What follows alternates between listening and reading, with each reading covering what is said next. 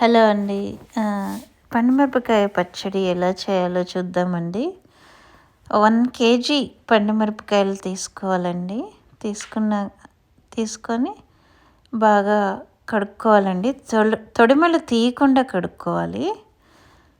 కడుక్కున్న తర్వాత కొంచెం పైన తుడిచేసుకొని చక్కగా స్ప్రెడ్ చేసి ఆరబెట్టుకోవాలి. మెయిన్ ఇంపార్టెంట్ పాయింట్, తొడిమలు తీయకూడదండి, లేకపోతే వాటర్ లోపలికి వెళ్ళి పాడైపోతుంది.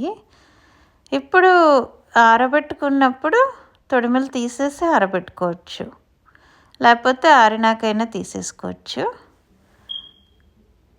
పూర్తిగా ఆరాలండి. పండుమిరపకాయలు తీసుకున్నప్పుడు కొంచెం గట్టిగా ఉండాలండి. ఫ్రెష్ తీసుకుంటే చాలా బాగుంటుంది. ఇప్పుడు మెజర్మెంట్స్ వచ్చి 1 కేజీ తీసుకున్నామండి. 1 కేజీకి చింతపండు వచ్చి 1/2 కేజీ పడుతుంది. సో ఇప్పుడు బాగా ఆరిపోయినాయండి చక్కగా. ఇప్పుడు దీన్ని కచ్చాపచ్చాగా మనం గ్రైండ్ చేసుకోవాలండి. చిన్న ముక్కలు కోసుకొని పండుమిరపకాయలని గ్రైండ్ చేసుకున్నాక ఏం చేయాలంటే, ఈ 1/2 కేజీ చింతపండు తీసుకుంటున్నాం కదా, అది లోపల పెట్టేసేయాలని బాగా మిక్స్ చేసేయాలి. లోపలికి పండుమిరపకాయ తొక్కులో పెట్టేసుకోవాలి. అలా చక్కగా 1/2 కేజీ పెట్టేసుకుంటాము కేజీ పండుమిరపకాయలకి. అలా పెట్టేసుకున్న తర్వాత 1 డే నానితే చాలా బాగుంటుందండి. 1 డే అలా ఉంచేసుకోవాలి. బాగా కలుపుకొని అలా ఉంచేసుకోవాలండి. తర్వాత మనము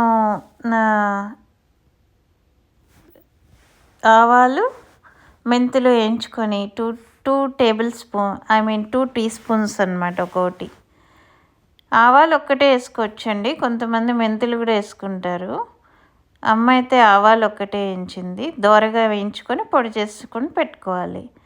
అలాగే వెల్లుల్లి ఒక 20 వెల్లుల్లి కొంచెం అట్లా చేసుకొని కచ్చపచ్చగా దంచుకొని పెట్టుకోవాలి. మరీ పేస్ట్ లాగా చేయక్కర్లేదు. ఇప్పుడు ఈ 2 కలిపేసుకోవాలన్నమాట. 1 డే పెట్టుకున్న దాని తొక్కు చింతపండులో మనం ఈ 2 కలిపేస్తామన్నమాట. చక్కగా మిక్స్ చేసేసుకోవాలి.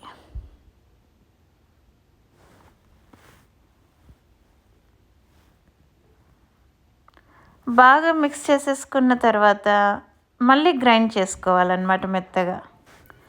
ఇలా గ్రైండ్ చేసుకుంటాం చక్కగా.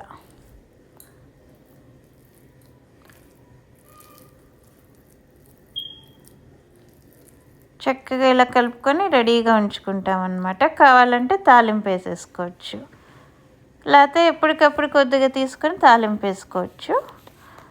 ఇప్పుడు తాలింపు మామూలుగా శనగపప్పు, మినపప్పు, ఆవాలు, జీరా, కరివేపాకు, మళ్ళీ హోల్ వెల్లుల్లి ఒక 10 వేయాలండి.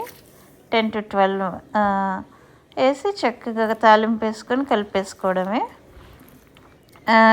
ఎన్ని రోజులైనా నిల్వ ఉంటుంది. 1 year ఈజీగా ఉంటుంది. అన్నంలో కలుపుకుంటే చాలా బాగుంటుందండి. టిఫిన్స్లో కూడా పెరిగేసుకొని కలుపుకుంటే చాలా టేస్టీగా ఉంటుంది.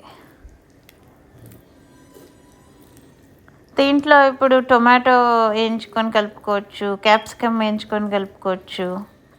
అట్లా మిక్స్ చేసుకొని అట్లా కూడా బాగుంటుంది టేస్ట్. లేకపోతే ఉత్తగా అన్న తినేసేయచ్చు. అన్నంలో బాగుంటుంది, టిఫిన్స్లో బాగుంటుంది. నోరు ఊరుతుంది కదండి.